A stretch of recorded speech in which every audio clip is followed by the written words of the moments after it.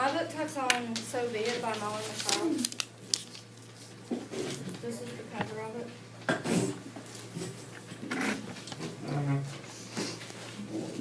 The title of this book is So Be It, written by Sarah Weeks.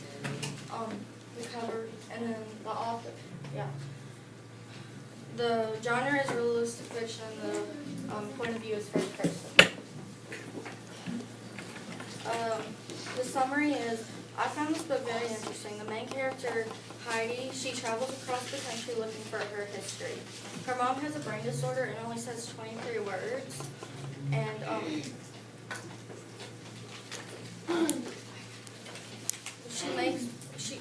Heidi loves to make lists throughout the book, and one of the lists she makes is her mom's words, and they keep it inside the kitchen cabinet. On February 19th, Heidi and her mom, they went to the apartment next to theirs where Bernadette lived. Bernadette is like a mom to Heidi and her mom, but Heidi calls her Bernie sometimes, and her mom calls her Daddy because that's all she could say.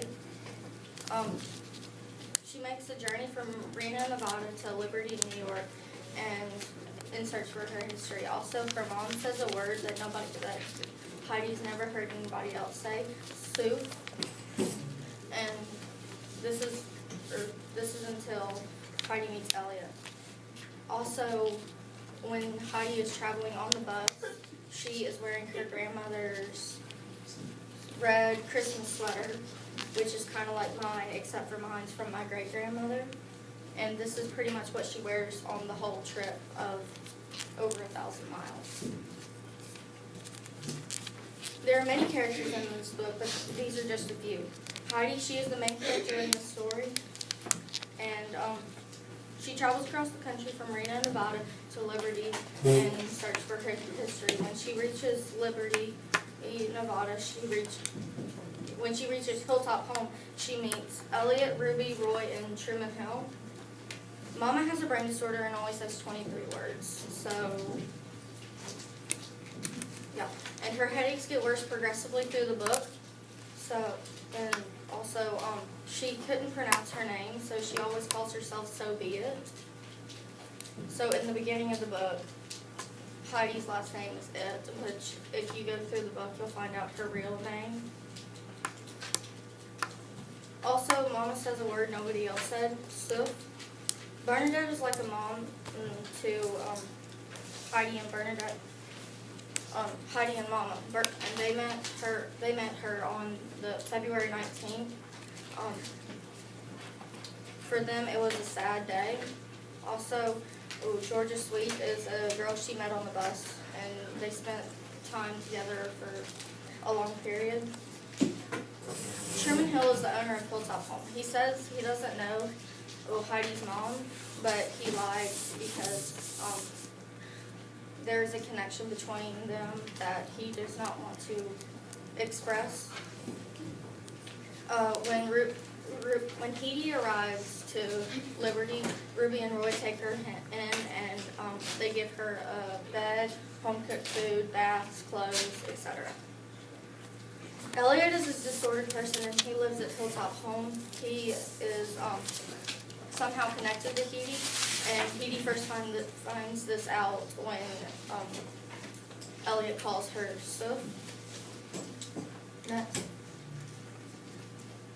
Heidi went many places. Some of the places were Reno, Nevada, and then where she lived. On the bus, and on the bus's stops, she went to Fernley, Nevada, Lovelock, Nevada, Salt Lake City, Utah, Cheyenne, Wyoming, Des Moines, Iowa, New York City, New York, and Liberty, New York. While she was in Liberty, she went to Hilltop Home and Ruby and Roy's house.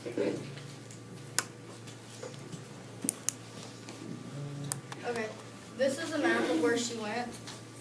Her first stop she started in Reno, and then she went to Fernley and Lovelock.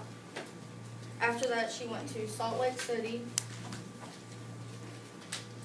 and Cheyenne, Des Moines, New York City, and then Liberty.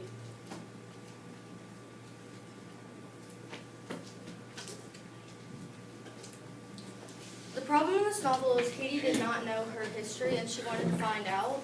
Well, it's not a problem to want to know, but since Bernie has AP and she can't go with her because she's afraid to go outside, and Mama is,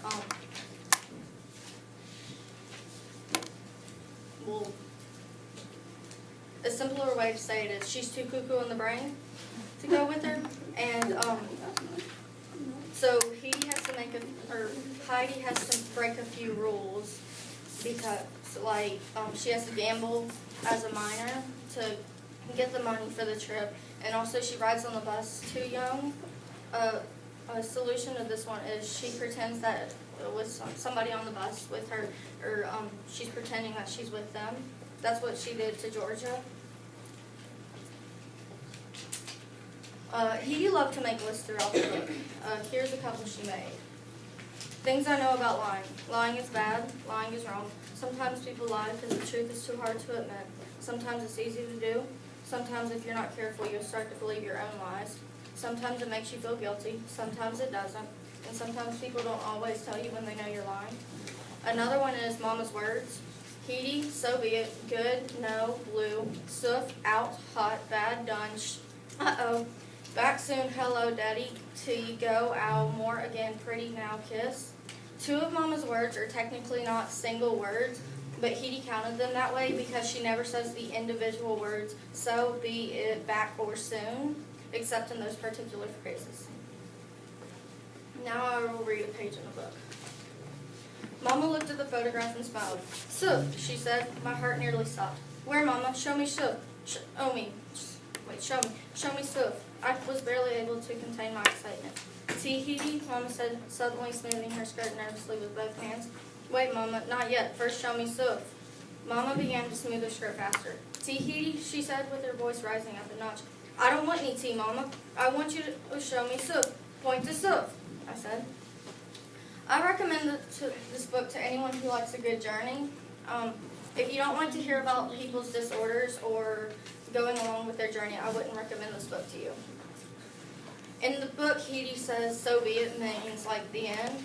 Therefore, so be it.